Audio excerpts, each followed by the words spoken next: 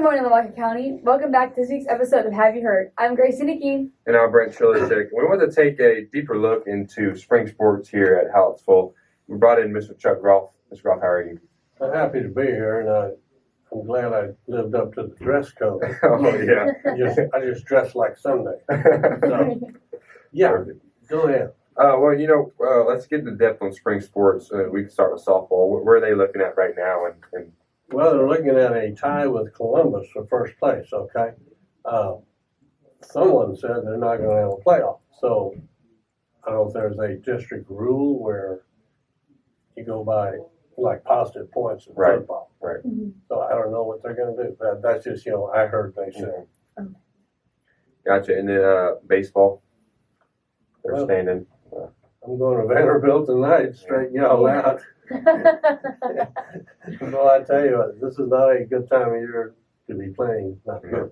Yeah. No, it's But what you got? It is what it is. Last year we finished the season with a rush right. to get to the playoffs. This year we're in the playoffs. Yes. There's no doubt. Yeah.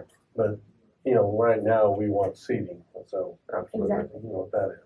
With you heading out to Vanderbilt today, how long does that take you to get prepared to take pictures and report and everything? I still call it film. Put film on the camera. Yes, Make sir. sure you got a battery working. Scorebook, and that's about all I need. So how did you get introduced to sports? Where did it come from?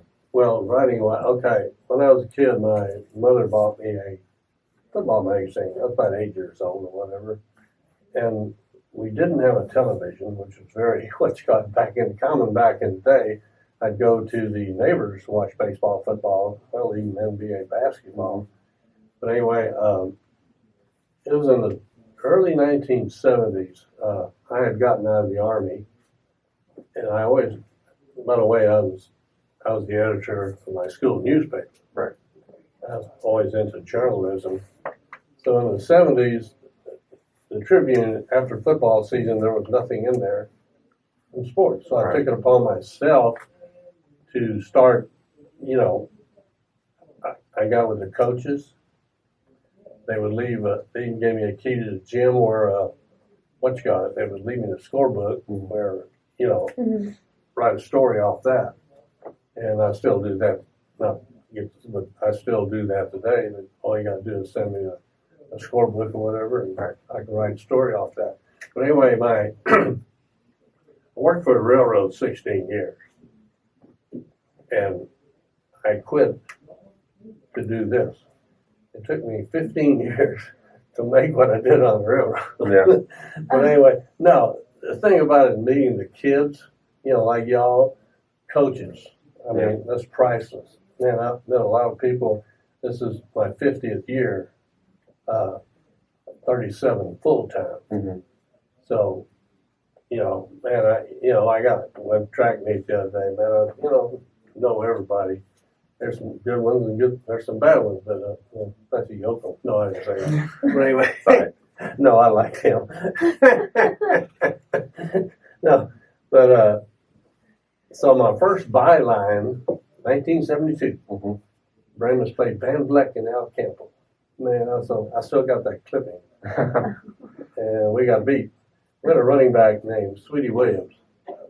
God dang, he broke his leg in that game. Mm. And let me tell you, the next season, in workouts, it was wet. They weren't even padded. Slipped and broke his underleg in practice, so they lost it. But anyway, Van Vleck had a kid named George Woodard, who ended up at A&M, and he played in the NFL. But I've seen Eric Dickerson run. Golly, I mean, that's pretty special. Yeah. Everybody asks me who's the best baseball player ever came out here. Paul Herring. He got drafted by the Reds, Cincinnati Reds. But that was at the time when Cincinnati Reds had the big red machine, and it was hard to break in with them.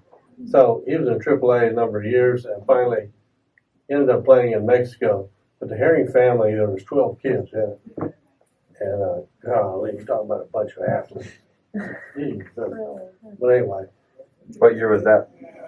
72. 22. Okay. You talking about the football? What was the Paul Herring? in the basement. Yeah. So, but anyway, you know, Bramer track and field. I'm sunburned, windburnt, and there's not much left of me. But anyway, that was our first district championship Yeah. in '62. Yeah, absolutely. That's a That's big pretty time for good the deal. program. Anyway, tennis. Yeah, we got Olivia. That is the third doubles team to go to state. Mhm. The last one was Tracy Smollett Watson was She's on that. coaching now, yeah. 2013, 10 years ago. Hmm. And what you got? What else? Speaking on sports, what's your favorite sport to like watch and then Football. write about? Football? Definitely football. Why is that? It's up here, everybody down here. No, I mean, it's a man's game. Right. And I was a four-sport athlete in high school. Mm. Made all district 3 years basketball. Football was still the sport. I was a hurdler in track. Back then, the hurdles were made out of wood. They called us timber toppers. But that was pretty. Hey, Senator track. You know, it didn't have the tracks they have now. Cinder tracks. I probably still got cinder in my knee somewhere. Oh, Man. So you talked about, you know, you played sports in high school. What are all the sports that you played? Yeah, football. Well, we didn't have golf and tennis at the time. Yeah, the basic four: Okay. track and field, basketball, baseball. That's what you got. Now in baseball, now get this. I played shortstop. Batted ninth. How many shortstops usually bat? First, second, third, fourth? Right. yeah, Yeah. yeah. Hey, if there was a major league scout looking at me, they say, "Good field, no hit." Yeah, that was used to be a. I got that from a, major league scout or something. They'd be scouting Yeah. somebody, and man, I was a fastball hitter. That's it. Yeah. I didn't You like. get quite a few fastballs with 9-hole though, so I I'm didn't like Uncle Charlie. Oh, You know Uncle Charlie. I think so. Okay. Well, we're amusing him, aren't we? yeah. Yeah. You got anything else? Well, let me think of something. Go ahead. I thought I had one back on stick. No, I think I told you the wonderful thing about this job is the kids and coaches. Man, I had a lot of friends. I'm in my 50th year of doing this. And, I got retired 10 years ago. The only reason I do this, I get in free. And what you, You don't have to pay your admission to get in, huh? yeah, and I always think I'm going to miss something. I get up 5:20 every morning because I'm afraid I'll miss something. Oh, wow. Yeah, you're always in the know. You're at the, Well, there's something Listen, else I wanted to say, and I cannot think of it right now. Oh, Lordy. Boy, some wheels go to turning up here or something. Oh, okay, we're talking about at work. There's 4 men that work there. Okay, ages 85, 80, I'm 75, and Jimmy Apple's 71. Bernie Montgomery, he is a columnist for us, Texas history and stuff like that. He said, it's a good day when nobody falls down.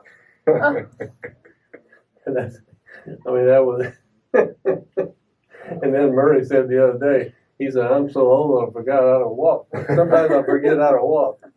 And Henry Isaac said, I'm old enough to die. We also do a great job up there. Yeah, it's always been great. Yeah, thank you. Get I the don't papers know. out and everything. So Everybody's saying, who's going to replace me? I said, hey, there's always somebody.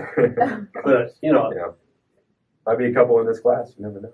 All for today. We want to thank you for coming in. Sure. and And congratulations on 50 years, I Chuck. said, I got my 15 minutes of fame. Yes, sir. Hot dog. I'm excited. Thank you, Chuck, for giving us an inside look on some of the spring sports going on in Hallettsville. Yeah, and now we're going to send over to Dara with the spring weather. Good morning, Lavaca County. I'm Dara DeBoard with the weather for the upcoming week. Our weekend will be shaping up as a nice one. We will experience highs in the 80s and lows in the 60s with some drying out from the previous week. Beginning Monday, we have a mixed bag of weather with partly sunny skies all week and a chance of rain every day. Highs will be in the high 70s to low 80s during the day and 60s in the evening. Keep that umbrella handy this week, Lavaca County. Have a great week, and now let's send it back to Grace and Brant. Thank you, Dara, for that weather update. We'll now send it over to Cannon with the most recent updates on the sports. Welcome back, Brahma sports fans, to Have You Heard? We cover your Hallettsville Brahmas. I'm Cannon Smith, and we're going to start off with a recap of Brahma baseball. The Hallettsville Brahmas baseball team is 17-7, and we're tied for first in district going into Tuesday's game versus Columbus, who was also tied for first in district. The Brahmas have already clinched a playoff berth, and they were looking for a district championship Tuesday. The Brahmas won that game 6-2, winning district for the first time since 2019. The Brahmas will be playing Nixon Smiley for the first round of playoffs, dates and time to be determined. The Hallettsville Lady Brahmas softball team is 29-3 on the season so far, and they finished first in district. Yesterday, the Lady Brahmas took on Cole in a doubleheader and won both games, advanced to the second round of the playoffs. Their opponent is Lytle. Game details to be determined. April Leopold and Olivia Essler competed at the state tennis tournament this week. Their epic season sadly ended in the state tournament when they fell to Vernon in the first match. Finally, good luck to all the regional track qualifiers tonight as they compete for state. Now sending it back to the studio with Grace and Brant. Thank you, Cannon, with that sports update. Now we're going to send over to Peyton and Bailey with the Ag Report for the week. Good morning, Lavaca County. My name is Bailey Wagner. And my name is Peyton Matheson, and we're excited to have you joining us for this week's installment of Ag in Your World, brought to you by the Hallettsville FFA. It has been a great April for Hallettsville FFA. Several CDE judging teams have advanced to state contests, including the meats, dairy cattle, range, and farm business management teams. From April 26th to the 29th, these members will crisscross Texas from Huntsville to Stephenville and back to College Station. Good luck to all of them as they represent us at state. And our speaking event contest had a great day at the Horizon District contest last week. All 8 of Hallettsville FFA speakers advanced to the area contest, with 5 of them winning first place in their respective events. Public speaking is an intimidating thing, and these members are learning to excel in this event. Thanks, Peyton. Every week, we like to shine a light on our FFA members, and this week's spotlight is for FFA member Brooklyn Griffith.